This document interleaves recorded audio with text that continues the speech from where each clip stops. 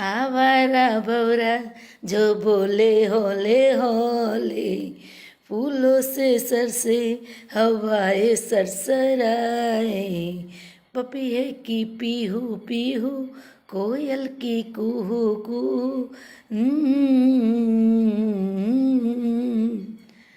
સવારમાં વહેલા ઉઠીએ એટલે કેટલી તાજગી આવી જાય. હું તો આજે બી ઠંડા પાણીએ નવું છું અને સવારમાં વહેલા ઉઠીને સ્કૂલે આવી જાય એટલે તાજગી તાજગી તાજગી જ હોય. ખુશનુમા સવારમાં આમ આનંદ આવી જાય. ટાઈમ મળતો નહીં, નકર 2-3 કિલોમીટર ચાલી જઈએ એવું મન થઈ જાય.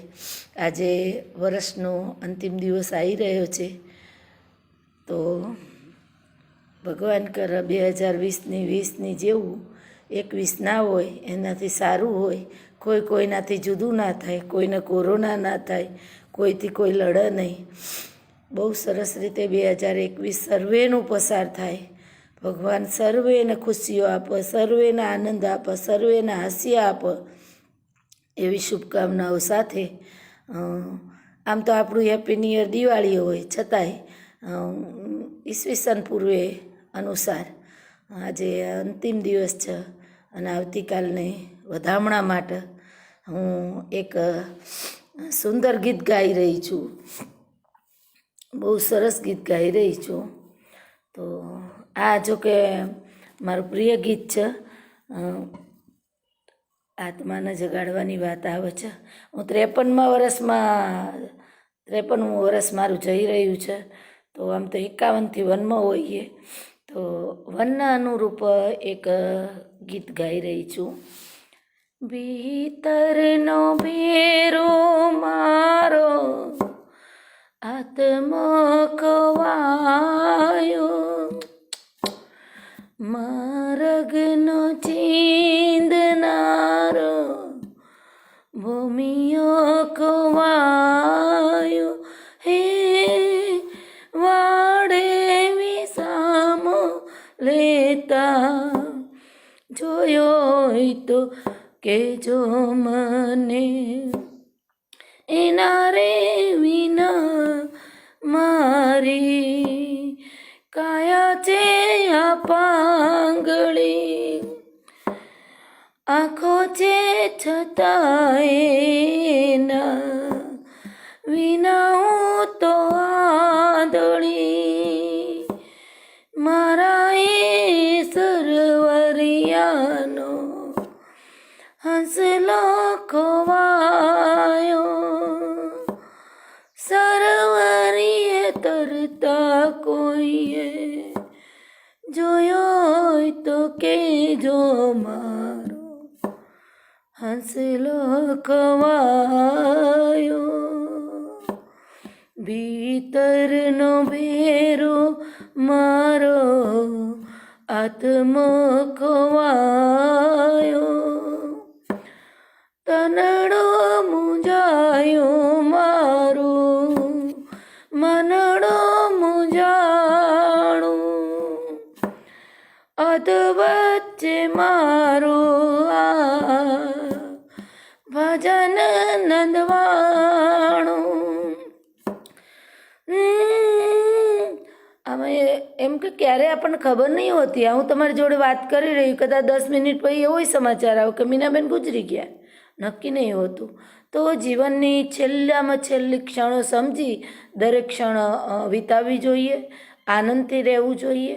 ગમે તેવા વિકટ પરિસ્થિતિઓ કોને નથી હોતી, કોના ઘરમાં ડખા નથી, કોના ઘરમાં ઝઘડા નથી. અને હું તો કહું કે ઝઘડા વગરનું ઘર મીઠો હોય કે તીખો હોય કે ગમે તે, ઝઘડા વગરનું ઘર જ નકામ. ઝઘડો કરો તો એકબીજાના મન ખુલી જશે, મન ખુલી જાય તો એકબીજાની માફી માગી શકશો, નવેસરથી તમે તમારા જીવનની શરૂઆત બી કરી શકો છો. ના થાય તો તમે છૂટા થઈને પોતપોતાની રીતે એકલા પણ આનંદથી જીવી શકો છો, પણ એકબીજા સાથે બંધાઈને ઘૂંટાતા નથી. એ ટેકાવાના પ્રશ્ન જે છે કે એટેક કોઈ હૃદયથી આવતો નથી, પણ ઘરમાં જે ઘૂંટામણ થાય છે કોઈને કહી શકતા નથી. અને અંતે જ્યારે બહાર નીકળવાનું થાય છે, ભેગું થઈ જાય છે, ત્યારે હૃદય ફાડીને નીકળે છે. કોઈકના હૃદયમાં એવો વાસ કરો કે એનું હૃદય ખેંચાય નહીં, ફૂલાય, ખુશીથી ફૂલાય. તો કોઈકને એવી ખુશીઓ આપીએ આપણે. મેં તો જો કે જીવનમાં હું તો ક્યારે મારા માટે જીવી નહીં. મારી જુવાની આખી છે ને જવાબદારીઓથી ભરેલી હતી. સાંસારિક જવાબદારીઓ, આર્થિક જવાબદારીઓ, ફેમિલીની જવાબદારીઓ. અહીં આવી તો મારી સ્કૂલની, કેમ કે જુવાની હતી ને ત્યારે મન થનગનાટ કરતું હતું. એમ હતું કે મારી શક્તિઓ બધી બહાર પાડી દઉં, બધી શક્તિઓનો ઉપયોગ કરી લઉં. અને મેં સતત કર્યો. હું ક્યારે આ લોકો અમાસમાં પાણી પીવડાવવા જાય ને તો હું ક્યારે નહીં જતી કે ભાઈ પિતૃને પાણી પીવડા. હા, પિતૃ હશે, બધુંય બરાબર, પણ હું તો માનું કે પિતૃ જ્યારે જતા રહે ને ત્યારે પોતપોતાના નવા દેહમાં ગોઠવાઈ જાય એ જ અગત્યનું છે. એમનો જીવ ક્યારે ભટકે એવી આશા આપણે રાખીએ નહીં. અને હું તો એ જ માનું કે મેં મારા સસરાની સેવા જીવતા જ કરી દીધી. બહુ સારી રીતે મેં કરી. તો પછી એમને પાણી પીવડાવવાનો સવાલ જ આવતો નહીં. આપણા આસપાસના સંપર્કો જે છે જીવનમાં, ભલે ને દુશ્મન હોય, નથી બોલતા જ કાંઈ નહીં, પણ આપણે એને નડીએ નહીં, આપણે એનું ખરાબ ના બોલીએ. તો આપણી આજુબાજુના જે જીવો છે ને એને ખાલી સમજીએ ને સારી રીતે રહીએ ને તો ગયો ભાવ તો કોને ખબર હતી કે કેવો છે, પણ આવતો ભાવ કેવો હશે ને એ આ જીવનમાં આપણે નક્કી કરી શકીએ છીએ. અને હું બહુ નાની હતી ત્યારે આવું બધું બહુ આગળનું વિચારતી, અને ત્યારથી તો મારા જીવનના લક્ષ્યો બહુ નાની હતી ત્યારથી નક્કી થઈ ગયેલા હતા. કુંવારી હતી ત્યારે નક્કી કર્યું હતું બધાનું જોઈને કે ભાઈ હું લશ્કર પેદા નહીં કરું છોકરાઓનું. મારું પ્રથમ સંતાન જે હશે એ એક જ હશે ને એને હું સંપૂર્ણ આપીશ. અને મેં આપ્યું. મારી ગુડી એક જ છે. એમાં મને ગુડીના પપ્પાએ સહકાર આપે, એમનો ખૂબ ખૂબ આભાર. બાકી અમે બંને બહુ સરસ રીતે મારી ગુડીને કેળવણી આપી. જેના ઘરે જશે એ પગે લાગશે એવી મારી છોકરી છે. તો જીવનમાં જે કંઈ આપણને મળ્યું છે ને એને સાચવીએ, જીવના જતનથી સાચવીએ.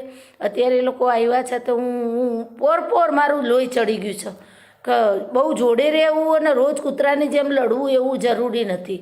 તમે થોડુંક જોડે રહ્યો પણ આત્મના અંતરના આનંદથી રહ્યો ને એ બહુ મહત્ત્વનું છે. મારા જીવનમાં હું જે કંઈ બોલું છું, કરું છું, એ બધું મારું જે છે એવી હું રજૂ થઉં. મારા બે રૂપ નથી. મને તમે નથી ગમતા તો મારા ચહેરા ઉપર આવી જ જશે કે ભાઈ તમે જાઓ, મને નથી ગમતા, હું તમને બોલાવવા નથી માગતી. જેવું છે એવું જ ચોખ્ખું જીવન જીવવાનું. આજે નવા વર્ષના અંતે હું પણ સંકલ્પ લઈશ કે આચાર્યની નવી જવાબદારીઓ આવી છે તો સંપૂર્ણ હું ભાવથી નિભાવી શકું, કોઈને પ્રત્યે કડવાશ ન રાખું, મારા બાળકોને સંપૂર્ણ આનંદ આપી શકું, મારા જીવનની એક એક ક્ષણ હું મારા શૈક્ષણિક કાર્યોમાં નાખી શકું. પ્રભુ પરમેશ્વર જગતના સર્વે જીવોનું કલ્યાણ કરે. દીવો કરતાં એક જ પ્રાર્થના હોય છે તો પ્રભુ પરમેશ્વર જગતના સર્વે જીવોનું કલ્યાણ કરે. ક્યારે પોતાના માટે એવી માગણીઓ કરીને ભગવાન જોડે શું માગવાનું હોય? એ તો અહીંયા વસેલો, એ તો આપણને જાણે, એના જોડે શું માગવાનું હોય? એની જોડે ક્યારે કશું માગવાનું જ નહીં, ફક્ત આભાર માનવાનો હોય. થેન્ક યુ પ્રભુ આટલું સરસ જીવન આપવા માટે. કે 84 લાખ જન્મ પછી પ્રભુએ આપણી ઉપર વિશ્વાસ મૂકીને આપણને માણસ તરીકે મોકલ્યા છે. તો એ જીવનની એક પણ ક્ષણ નકામી ન જોવી જોઈએ. એ આપણા જીવનનો લક્ષ્ય હોવો જોઈએ. શુભ સવાર, ગુડ મોર્નિંગ.